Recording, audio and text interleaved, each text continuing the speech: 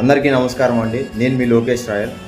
ఈ నెల మే 13న జరిగే ఓటింగ్ రోజున దయచేసి ప్రతి ఒక్కరు మీ యొక్క ఓటుని వినియోగించుకోండి. భారత రాజ్యాంగం మనకు కల్పించిన హక్కు ఓటు అండి.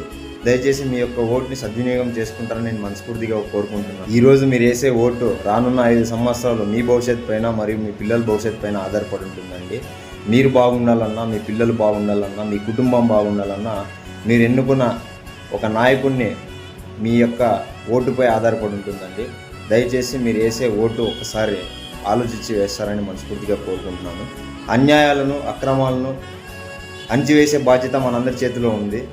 మీరు ఓటు వేసే రోజు కూడా ఒకసారి జన గణ మన అని ఒక్కసారి మనసులో తలుచుకొని మీరు నిజాయితీగా ఓటు వేస్తారని నేను మనస్ఫూర్తిగా కోరుకుంటున్నాను. ఎందుకంటే ఇన్ని రోజులు మనం చూసాము అన్యాయాలు, అక్రమాలు, వీటితో మనం విసిగెత్తిపోయాము. ఈరోజు మనకు ఒక అవకాశం అండి. మనకు వచ్చినటువంటి ఈ అవకాశాన్ని సద్వినియోగం చేసుకొని ఖచ్చితంగా మీరు న్యాయం వైపు నడుస్తారని నేను మనస్ఫూర్తిగా కోరుకుంటూ జై జనసేన, జై హింద్.